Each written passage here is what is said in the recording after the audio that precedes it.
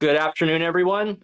Thank you for joining us for this webinar discussing the latest developments in Syria, particularly the fighting slash negotiating that has happened between the regime in Damascus and the Syrian Democratic Forces, the Kurdish-led U.S. partner on the ground, in what has been a very fast-paced and fluid environment over the past couple of weeks. I'm Blaise Mishtal, JINSA's Vice President for Policy, and I'm delighted to be joined by a panel that knows the area, knows the region, knows U.S. policy better than I think anyone else in D.C. to help make sense of what is going on. Certainly, even as I struggle to keep up and figure out where things are going. So I'm delighted to be joined by JINSA Distinguished Scholar, Ambassador Eric Edelman, former Undersecretary of Defense for Policy and Ambassador to Turkey. The Charles and Randi Wax Senior Fellow here at JINSA, John Hanna, former National Security Advisor to the Vice President, and JINSA's new Fellow for Kurdish Affairs Giran Ozcan. Thank you all for being with us. I guess, Giran, I wanted to start with you to walk us through what has been going on, particularly in the last week, but maybe going back to last year and the March 10th agreement that started this process of negotiations between the SDF and Damascus that didn't really seem to go anywhere for a long time. And then just in the past couple of weeks, we've had this rapid pace of events, the snowballing that has resulted in fighting over the last week, and now maybe a new ceasefire deal. Can you walk us through it and maybe talk a little bit about how territory has also changed hands in that during that time frame with these maps that we have up on the screen? Right. Yeah. No, thank you, Blaise. Yeah, I mean, we don't want to go too far back into history. I think the Syrian civil conflict has been discussed quite a lot here. But if we just take the fall of Assad from that day on, I think everyone that followed Syria knew that we had a completely different country and a completely different set of circumstances in our hands. And if we remember the HTS forces that took over Damascus in December 2024, one of the first things that they did, and this is why we ended up with the March 10th agreement, was the massacres of the Alawites in the coastal region. So this hodgepodge of different jihadist movements and military units that came together to form the HTS that took over Damascus really showed their tendencies, first and foremost on the coast against the Alawites. And the March 10th agreement was actually signed in the days after the horrific footage that came out of the coastal regions. Al-Sharaa needed some kind of win that could be presented, and it was a weak moment for him. And the SDF, who at that time was in control of almost a third of Syrian territory, or everything almost from the east of the Euphrates River and a couple of neighborhoods in Aleppo and some extensions just close to the river, but just to the west. Right now, the first map we have up is, where the Kurds live in Syria, where we have a pocket up in the northeast, a pocket in the northwest, but generally along the border with Turkey. Now, the border that we're talking about, the river that the SDF up until a few weeks ago had control of, was largely with cities like Raqqa and Deir ez-Zor, were cities predominantly Arab populated. But the SDF, with American backing, all the way back in 2016 and 17, pushed up to these areas to defeat ISIS. There was no other force on the ground willing to push into these towns to defeat the territorial caliphate that ISIS had declared. Now, once that was done, the SDF turned into a bigger multi-ethnic force that included Arab fighters, and according to some statistics, 60% of the SDF consisted of non-Kurdish Arab fighters. So this first map kind of explains how the SDF was formed and the components within it. And the ethnic numbers that that made up this force, that most recent figures, again up until a couple of weeks ago, was roughly around 100,000. Now, if Nola can get into the second map, up until the last few weeks, this was the territory that what we see here in the orange in the north east of the country was the territory that the SDF held and was governing for the last 7 years. In 2018, Turkey conducted its first cross-border operation that took the northwest, which is the city of Afrin, that the SDF was also present. In 2018, the Turkish military took over Afrin. In 2019, we had a second Turkish operation that took the cities up here in the north, where you can see the green in and amongst the orange there. But still, up until again a few weeks ago, this was what the SDF was holding, and this gave them significant leverage in their negotiations for an ultimate, a final solution, and a step forward for Syria to unify the country and bring some sort of a unified administration that incorporated the Kurds and the SDF militarily into the Ministry of Defense.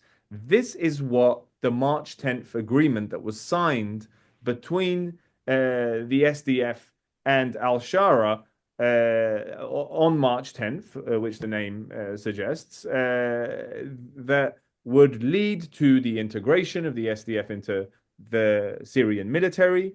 But what was left out of the March 10th agreement was the political articulation and what kind of political deal the Kurds would get in a future Syria. That was pushed to a future negotiation that would happen sometime in the next few years. This March 10th agreement, the language that was signed was left quite possibly intentionally ambiguous. As I said, it came after a moment of weakness for Sharaa, and he needed that win. And so an ambiguous agreement was signed on March 10th, and a time frame was given up until the end of 2025 for both sides to negotiate the details of what integration meant. There were multiple rounds of meetings between both sides. After each round, positive statements were being made, but no practical steps were taken. And after each round, some minor skirmishes would occur up until we had the defining fight, I would say, the defining clash in Aleppo just over 2 weeks ago. If we can go over to the next map, Nolan, this is the current state of play after a Syrian operation into the two neighborhoods, the two Kurdish-controlled neighborhoods in Aleppo, resulted in the SDF having to withdraw after days of heavy clashes, pushed back to the east of the river. The Syrian army, feeling like they had the bit between their teeth, went chasing after further operations against the SDF, ultimately pushing them back over to the river, after which we saw a rapid collapse of SDF forces and the components that made up the SDF, especially the Arab tribes and the Arab components in Deir ez-Zor and the surrounding villages and in Raqqa, switched sides and ultimately supported the government, the Sharaa-led forces in their push against the SDF. And this is the current state of play that we have in the country at the moment. Great. Thanks, Giran. Let's pause there for a moment. And Ambassador Edelman, maybe I could ask you what U.S. policy has been, or what the U.S. has wanted to see in Syria throughout this process of negotiations between Damascus and the SDF. Has the U.S. been involved? Has it taken a position? And what role has it played in getting us to where we are today? Well, the U.S. has played a role, a very active one, actually. I think that has been occluded a bit by the fact that we have a few other things going on. between Venezuela and Ukraine and Minneapolis and everything else that's happening in the country. Um, I, I think it's important to actually pull open the aperture, pull the camera back a little bit and take a very long view of this. Because if you look back at the history going back 50 years of U.S. Relations with Kurds in this region, not just in Syria, but in Iraq and Iran as well, we have had a history of outreach to Kurdish leaders, followed by what can only be described as sellouts of their interest. The first, of course, occurring in the mid 1970s under the Nixon administration, but even the end of the first Gulf War led to the U.S. standing back after Saddam attempted to uh, repress the Kurdish population in northern Iraq again. Um, although the U.S. maintained relations with the two Kurdish parties in Kurdistan over the years between the two Iraq wars, there still was, I think, a sense of betrayal there. This is something that French philosopher Bernard-Henri Lévy has just been re re-emphasizing recently that all of this takes place against a history of past betrayals. So having said that, I think that the administration has, from the get-go, from the arrival of HTS in Damascus, seen an opportunity, and it's a real one, to try and bring some kind of new order to the Levant by having a government run by the majority Sunni Arabs in Syria that would integrate the various ethnic and confessional groups into one national government. Um, for my liking, there hasn't been sufficient attention to the importance of maintaining um, proper respect in that effort for the role of minorities in Syria, because it's such a mosaic of confessional and ethnic groups.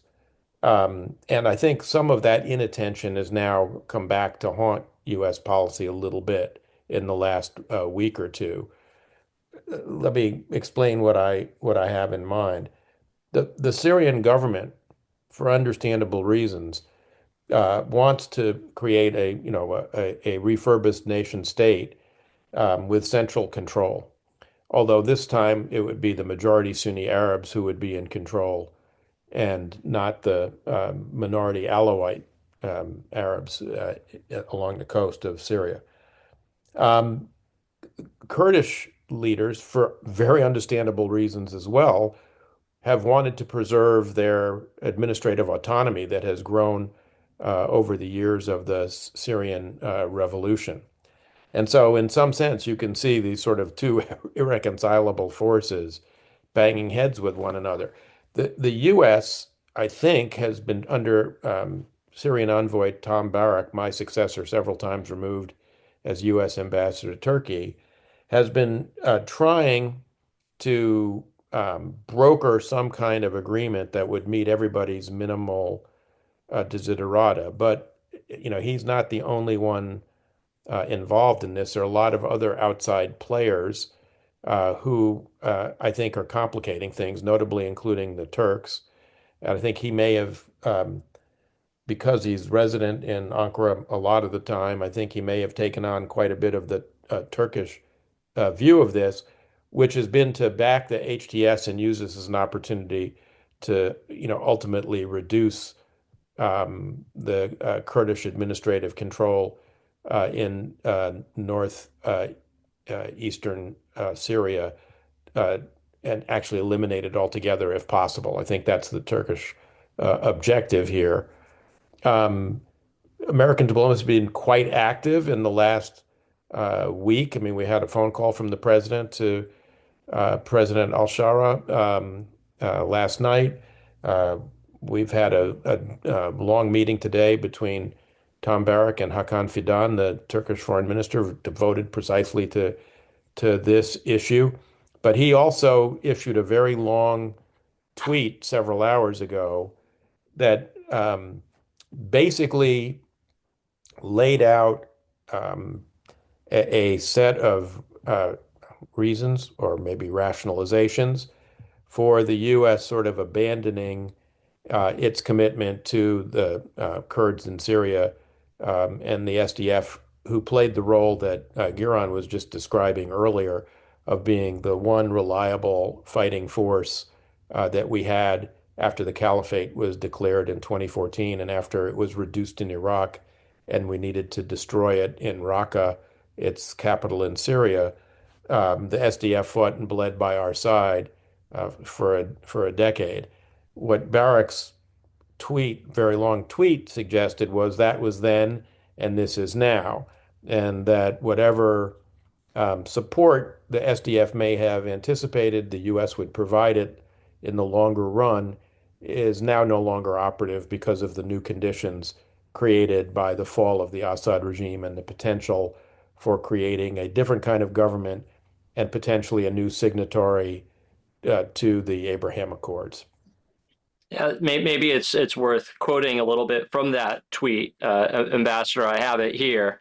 Ambassador Barrack wrote, historically, the U.S. military presence in northeastern Syria was justified primarily as a counter-ISIS partnership. Today, the situation has fundamentally changed. Syria now has an acknowledged central government that has joined the global coalition to defeat ISIS, signaling a westward pivot and cooperation with the U.S. on counterterrorism. This shifts the rationale for the U.S. SDF partnership. The original purpose of the SDF as the primary anti-ISIS force on the ground has largely expired, as Damascus is now both willing and positioned to take over security responsibilities. And then he finishes by saying, in Syria, the United States is focused on, one, ensuring the security of prison facilities holding ISIS prisoners, currently guarded by the SDF, and two, facilitating talks between the SDF and the Syrian government to allow for the peaceful integration of the SDF and political inclusion of Syria's Kurdish population. I guess, John, let me ask you. Blaise, before we go to John, yeah, could I just make sure. one observation Yeah, please. about please, Ambassador. what you just quoted from Ambassador Barrack? One of the major open questions is whether what he said about the Syrian government's willingness and ability to play the role that the SDF played in countering ISIS in Syria is accurate or not. And that it's a very open question because, of course, the HTS was once upon a time an actual affiliate of al-Qaeda. It fell out with ISIS, but it's many of the members of its military force are actually foreign jihadists who came to Syria to engage in jihad to begin with.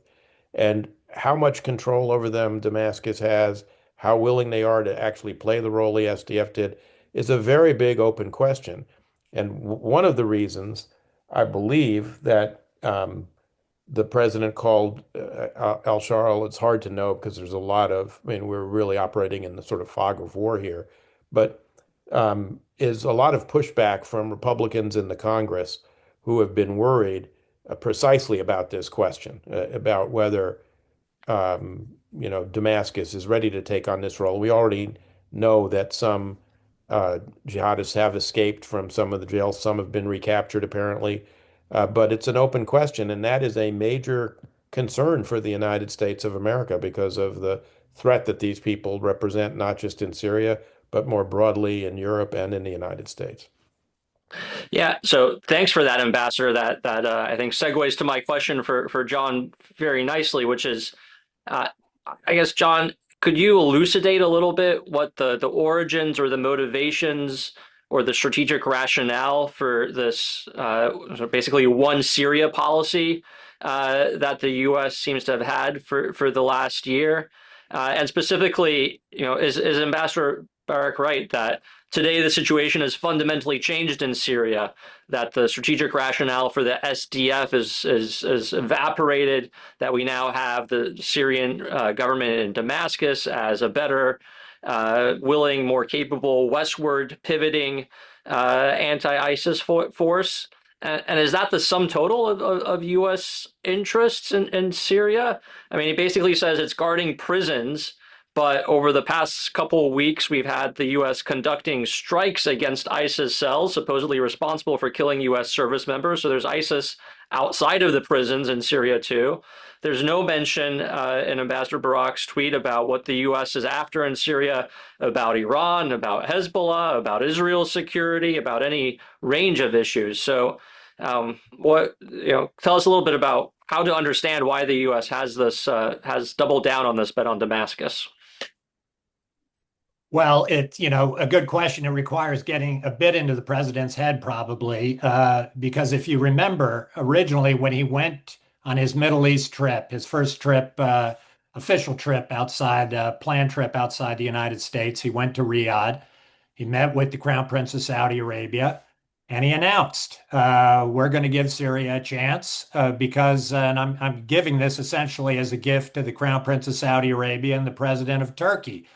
And then he proceeded to meet with al-Sharaa the next day, gave him a presidential audience, and with MBS in the room and President Erdogan on the phone. So, and immediately said he liked al-Sharaa, and he thought al-Sharaa was a guy with a tough past, but this is a tough neighborhood, and you need guys, strong men like this, to hold countries together in a difficult neighborhood and be good partners, hopefully, for the United States. And I think that's kind of the theory of the case, that if al-Sharaa is able to give the right answers to questions of U.S. core security interests regarding Syria, that is, are they willing to fight ISIS? Al-Sharaa says, yes, ISIS is an enemy of mine as much as yours, and they've signed up officially as a member of the counter-ISIS coalition.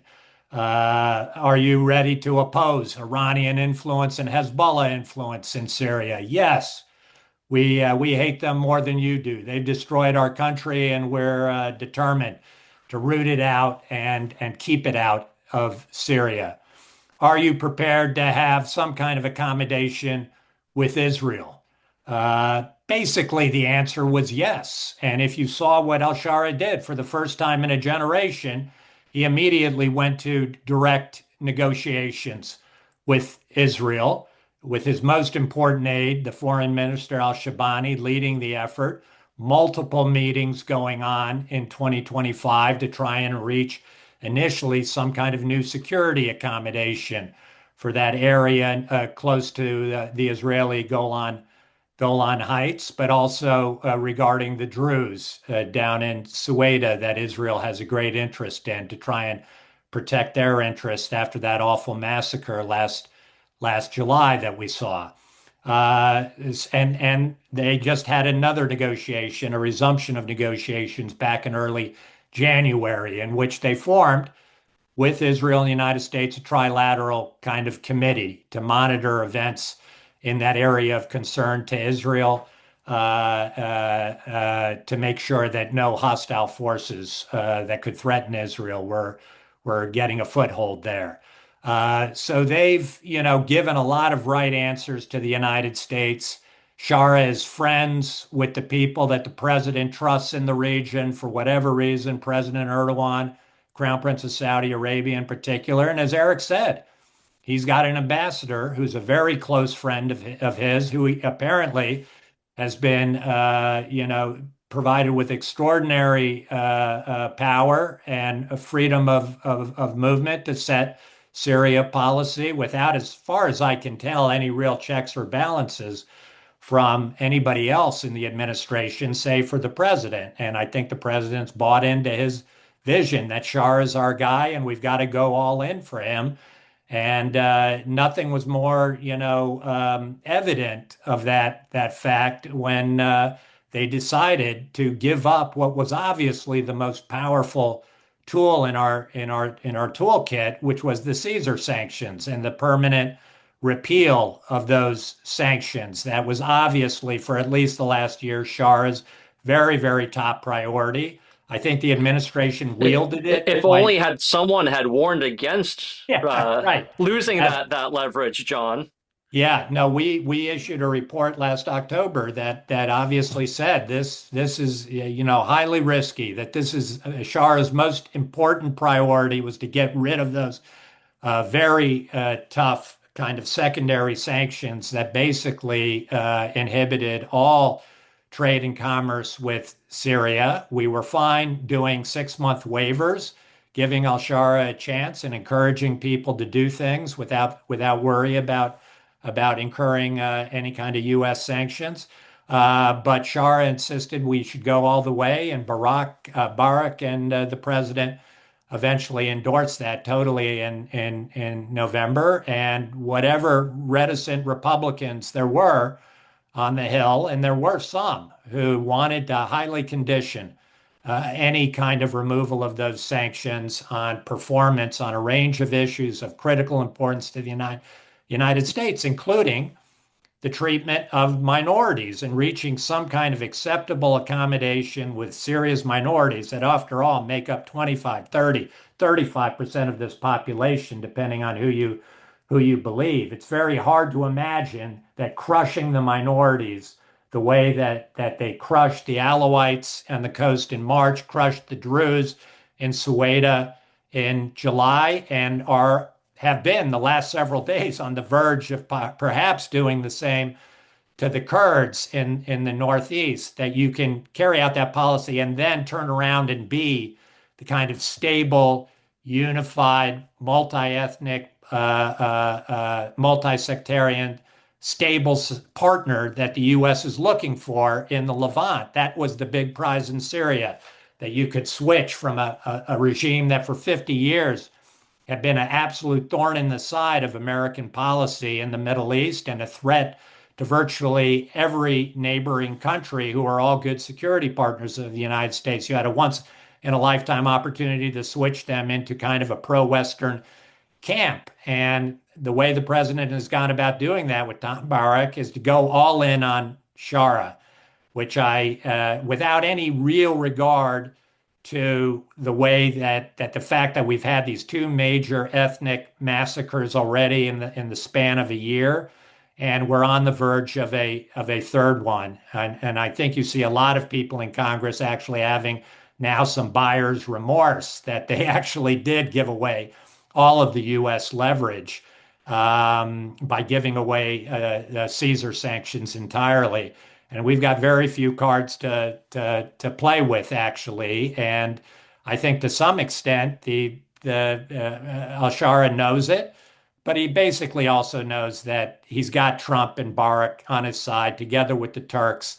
He's never really wanted to give the Kurds what they required in terms of autonomy in their own region, keeping their security forces intact as a territorial guard in their own region to protect their communities. And he's now seen an opening to crush it. And despite several ceasefires over the last couple of weeks, he's continued to push on at every juncture. He's had tactical pauses, and the president's phone call last night was another one of those. Now we've got another 4-day pause in effect.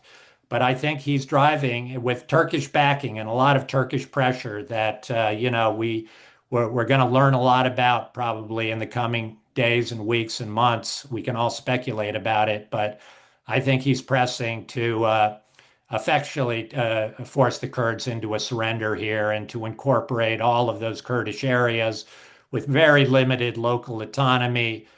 Some expressions, Shara's made expressions and issued a decree about Kurdish cultural rights and whatnot. We'll see if those ever get into a permanent constitution, much less what happens to the Alawites and Druze in any such constitution and their rights as well.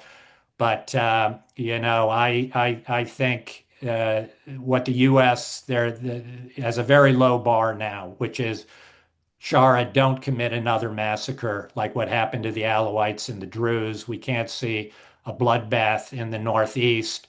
We'll pressure together with Turkey and others to get the Kurds to essentially get down on their knee and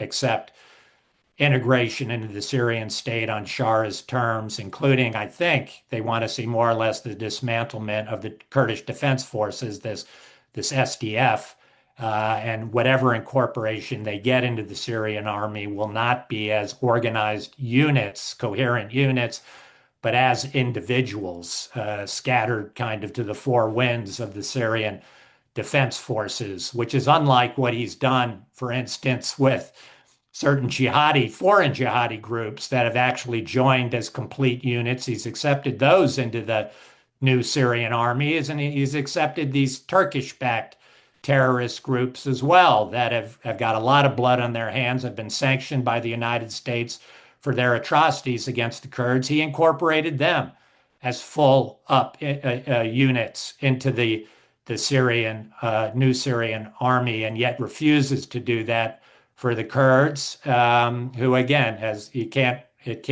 bear, you can't repeat it enough, were the tip of the spear for everything good that happened against ISIS over the last decade, when no other force, including Turkey, was prepared to really put skin in the game, boots on the ground, to do the anti-ISIS operation that we needed to do. And the Kurds were our best option, and they performed extremely admirably, lost well over 10, 11,000 people in that effort. And but now, with I would say greatly unfortunately, and I think at great risk, are being forced to bend the knee under U.S.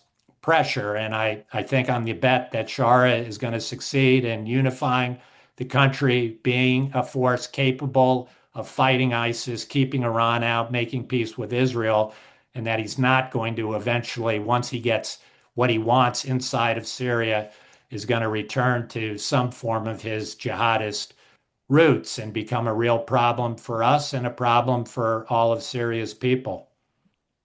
Thanks, John. Let me read another part of Ambassador Barrack's quote from earlier today. The greatest opportunity for the Kurds in Syria right now lies in the post-Assad transition under the new government led by President Ahmed al-Sharaa.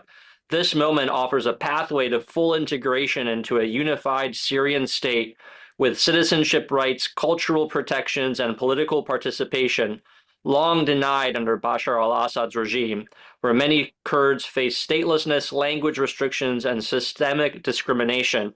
And so, John, I think you just answered mostly what was going to be my next question, which is, that sounds like a great deal. What's wrong with it? But Giran, let me ask you, sort of my understanding is there was a ceasefire. This deal was put on the table on Sunday. It seemed to have been accepted. Then the SDF commander flew to Damascus yesterday. He left Damascus, and it seemed like, without having accepted the deal, it seemed like it was off the table. Then we had the call from President Trump. We now had the sort of this 4-day ultimatum offered. You're in touch regularly with people on the ground from the SDF. What's your sense? What happens next? Are they going to take the deal? Is there going to be more fighting? Where do we go from here? You're on mute, Giran. So, Blaise, I mean, this calls into question whether there was a deal on the table in the first place, all the way going back to the March 10th agreement. And just to say a couple of things about Ambassador Barrack's role before I go into why the deals that have been put on the table might never have been on the table in the first place. I mean, even from the very beginning, Ambassador Barrack kind of damaged his position as an honest broker by firstly coming against some of the political demands that the SDF had made. All the way early last year, Ambassador Barrack came out publicly criticizing the SDF and stating that Syria could just, not be run in a decentralized way. This right at the outset put pressure on the SDF and its positions. And even though Ambassador Barrack had stated that the US was not going to prescribe anything for Syria, he essentially ruled out several of the scenarios that the Kurds may have wanted to pursue very early on.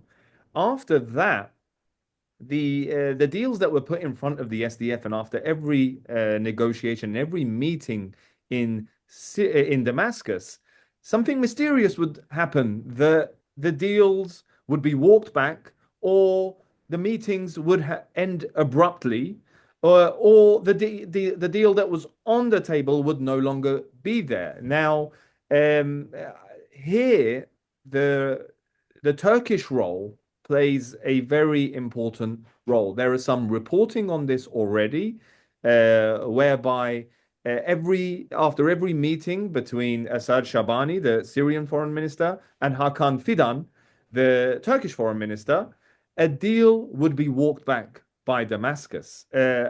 We have reporting about a January 4th meeting just this year, in which General Mazloum had traveled to Damascus and was in a meeting with the Syrian Minister of Defense. At some point, after a couple of hours of discussions, in which a CENTCOM commander is also present, Asad Shabani walks into the room and abruptly ends the meeting, saying that they will reconvene in a few days. The day after that meeting is abruptly ended, the operation in Aleppo against the Kurdish-held neighborhoods start. So, and that again happens on the same day Asad Shabani, or the next day after Asad Shabani met with Hakan Fidan in Paris. So there are a couple of things here whereby a deal between the SDF and Damascus, one, was probably never honestly brokered in the first place. And two, even if there was a deal that could have been agreeable to both sides, Turkey intervened at every stage to prevent that. And why that may be the case is because of something that has absolutely nothing to do with Syria in terms of the nation states and the borders that we're talking about. Because Turkey right now is in a negotiation with the PKK, which is the Kurdistan Workers' Party, in its own territory. It's negotiating an end to an almost 5-decade-long conflict in Turkey with its own Kurds, with its own Kurdish organization. And progress, real progress, has been made on that front, in which the PKK dissolved itself last May and has ended the conflict with Turkey on its part. It's completely disbanded and announced that it's terminating its war with Turkey for Kurdish rights.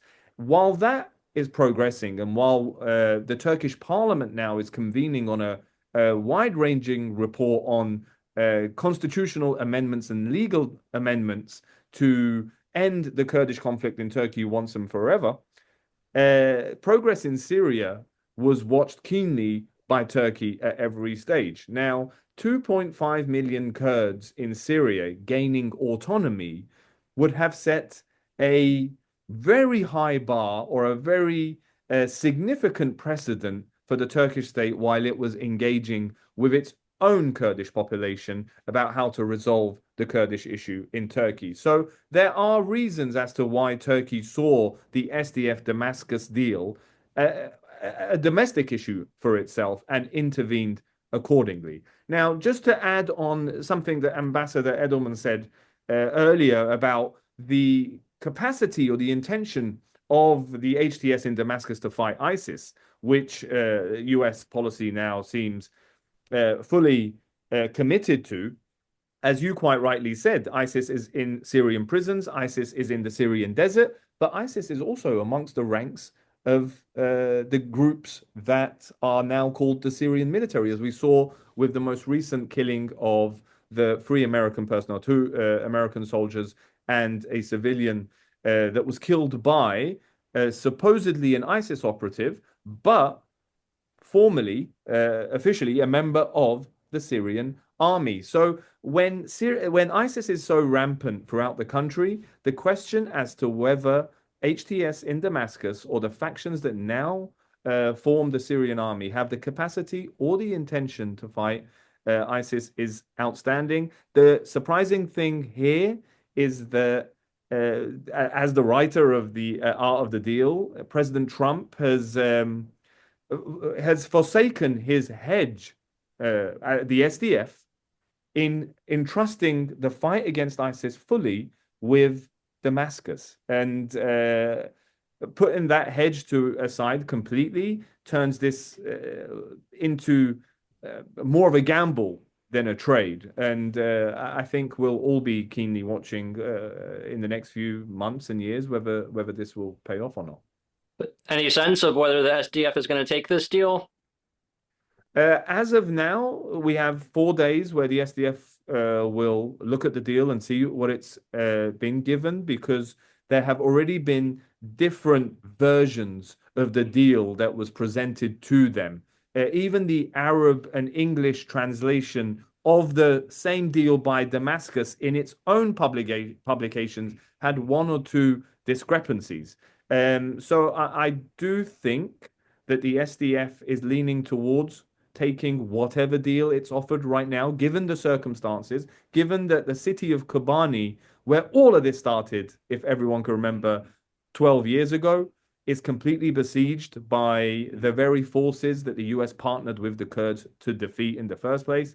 Given the conditions on the ground, I agree with John that this is a capitulation that's being forced on the SDF and the Kurds. And I really do not see any way out of this other than agreeing to the deal that's on the table right now. Ambassador Edelman, given the history that you laid out in your first comments of the U.S. Having temporary and transactional partnerships with the Kurds, I think that's how the U.S. military has always referred to its partnership with the SDF. Did the Syrian Kurds overplay their hands in the last 9 months of negotiations? Were they pushing for more than they could realistically get? Were they counting too much on the U.S. to back them in ways that they should have known better? I think it's early to tell, because we still don't really know, everything that's gone on in this process.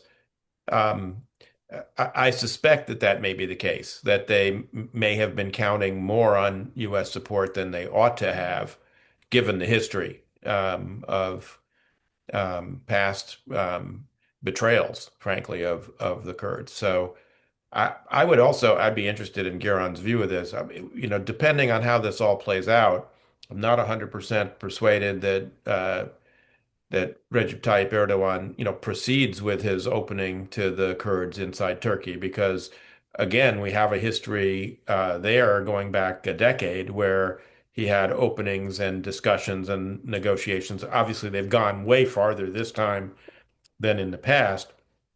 But if he thinks that the balance of forces is changing, and it's changing drastically against the Kurds in the region, I could easily imagine him walking away from this opening to the Kurds as well. I have one last question for John, and then I welcome any questions that you, the audience, have. If you do want to ask anything of our panelists, please submit your question using the Q&A function in Zoom. Type your question in there, and then I'll be able to read it out for our panelists to answer. But John, wanted to ask you what the implications of everything that has happened up in Syria's northeast are for Israel, that has been more focused on the southwest, the Golan Heights, Sueda, where the Druze are concentrated. Does this have any repercussions for Israel's interests in Syria, or is this sort of mostly just something that's going to be isolated to the Kurdish areas up away from what Israel cares about?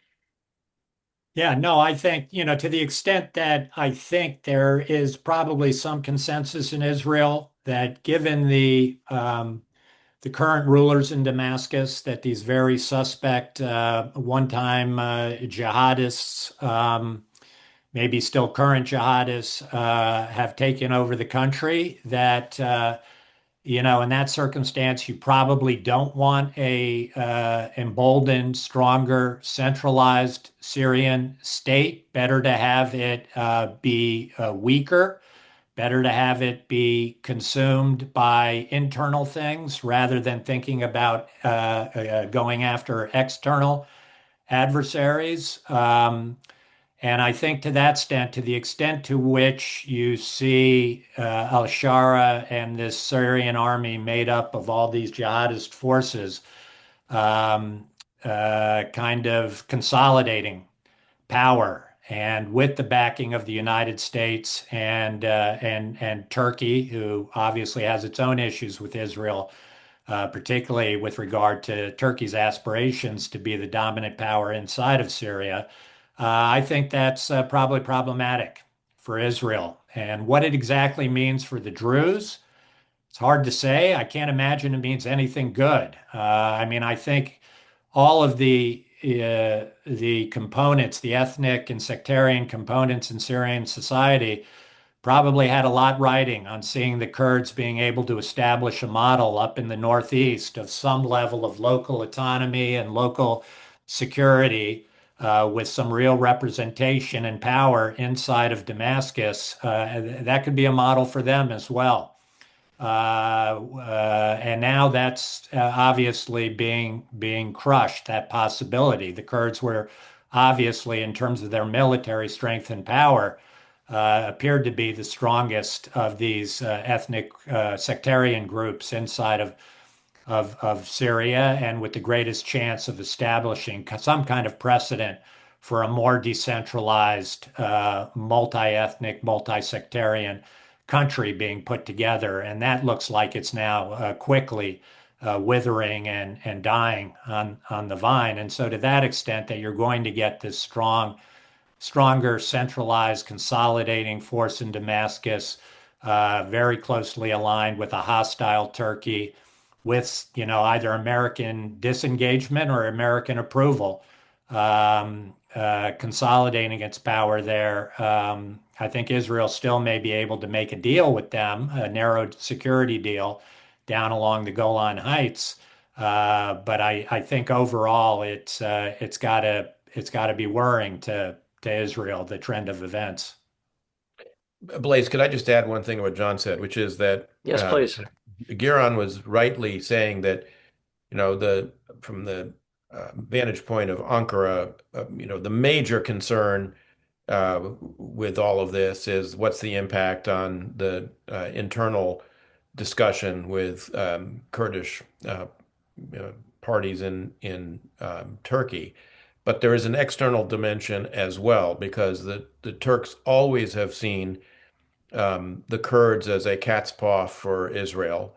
I mean, there are Israeli Kurdish ties. The Turks always have vastly overstated the nature of those ties, but there's no doubt in my mind that they see the reduction of Kurdish influence in northeastern Syria and northwestern Syria, for that matter, as essential to curbing Israel's ability to exercise influence in post-Assad Syria as well. So they've got both a domestic and a external element that's driving their policy here. Blaze, can I also just mention, because I mean, in addition to perhaps having over-relied on the sense that the U.S. cavalry would come to their rescue at their moment of greatest peril, there's now a lot in the Twitter sphere about with SDF officials talking about contacts with Israel, would welcome any help from Israel. I think they ought to be very, very cautious about relying on the IDF to come to their rescue, either, as frankly, the IDF did in the case of Sueda back in July.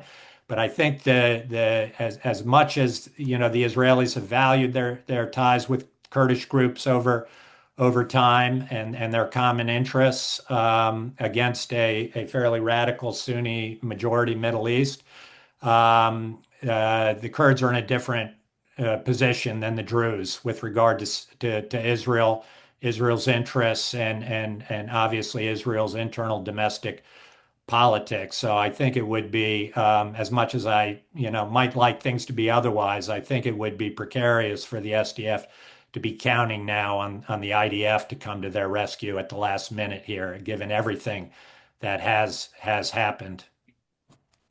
To that point, Giran, maybe you could give us just a very brief overview of what the Israel-SDF relationship has been like over the last couple of years. What are there ties between them? What do they consist of?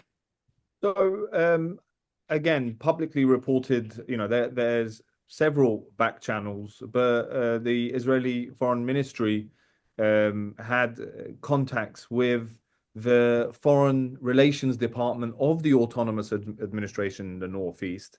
Foreign Minister Gideon Saar has had a personal sympathy for the Kurdish cause for years. And as soon as he took office and became the foreign minister, in his inaugural speech, he talked about the Kurds and how Israel needed to establish more strategic ties with the Kurdish nation. But as John quite rightly said, as Ambassador Edelman quite rightly said, Turkey vastly exaggerates those ties and the extent and the depth of that relationship. Ambassador Edelman, maybe a final question for you. Again, as you laid out, that the U.S. has many times had partnerships or promised support for the region's Kurds that has then melted into thin air over time. Are there repercussions and sort of strategic implications of seemingly having done this once again, or at the very least having taken another strategic pivot away from the partnership with the SDF? Is that going to affect our ability to partner with others in the region or around the world? Potentially it could. I think it's a little early right now to say, because I think it'll depend a little bit on how things play out in the next few weeks. And it will depend a little bit as well, I think, on a question that John kind of touched on, which is whether this is going to end up being, a harbinger of the United States just basically withdrawing from its involvement in Syria. I mean, the president's made no, bones about the fact that he would like to get the very small special forces presence that we've had in Syria for a decade out of the country. So a lot of this will depend on whether people see this as the United States on its way out of the region, or the United States sanctioning the sellout of a erstwhile partner for the last decade, even as it tries to continue to influence events in the region.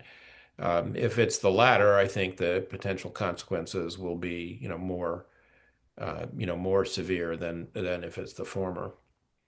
Blaise, can I just say on that I agree with Eric. You never know exactly how these forms of betrayal by, the most powerful country on earth, how does it really ultimately affect its own strategic interests and everybody else's willingness to either partner with them, or the fear that adversaries might have of the U.S. I would just say, though, that sitting here today, it's been a very bad week for groups and peoples that have put their eggs in the U.S. basket. I mean, not just obviously the SDF, the Iranian people who were called out into the streets on January 2nd by the president and told that we would come to the rescue if they started to be killed, and we were locked and loaded, and none of those things were actually true, at least not yet. Things may still develop in Iran. Let's see. And of course, our NATO allies in Europe on the question of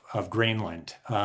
So in terms of building enduring U.S. partnerships and alliances with people that are on our side, are pro-American, pro-Western, want to work with us against really problematic other partners and adversaries. It's hadn't been a great week. Hard to disagree with that. Yeah, just to add to that, I mean, first and foremost, who is going to think twice going forward is the Iranian Kurds. So, if and when something does happen there, that this gives them something to mull over before any kind of decision. But also just a quick response to Ambassador Edelman's question about what this means for the Turkey PKK peace process going forward. From the very beginning, there were two main considerations, and a lot of analysts here in DC were arguing back and forth about whether this was a Turkish regional calculation engaging with the PKK in the peace process, or was it a domestic consideration for Erdogan? It was both. One of them has been resolved. The regional calculus side, the Syria equation in regards to the Turkish calculation has been resolved, but the domestic consideration still remains. And I think if my guess is that it will continue, especially now that this really significant obstacle, again, in the Turkish mind, has been removed and has been resolved to their liking. But the domestic considerations continue, and I think Erdogan still needs to process domestically. Particularly if he wants to run for another term as president. Right. He needs Kurdish votes. Yes. Yeah. All right. Well, Giran, John, Ambassador Edelman, thank you so much for your time and your expertise today. Thank you to everyone who joined in to watch. If you want to know more about why JINSA thinks that a Syria that treats its minorities fairly and integrates them well is important, I'd commend to you John's paper from last fall that lays everything out there, including why maybe lifting the Caesar Act and letting go of all of our leverage on Syria might not play out so well. It turns out a very prescient argument. And for more analysis of what's going to happen in Syria, the deal that might or might not happen between Damascus and the SDF, Giran's going to be all over that. So please make sure to tune into our website at jinsa.org for all the latest. But thanks for tuning in and have a good afternoon, everyone. So long. Thanks, Blaze. Thanks, guys.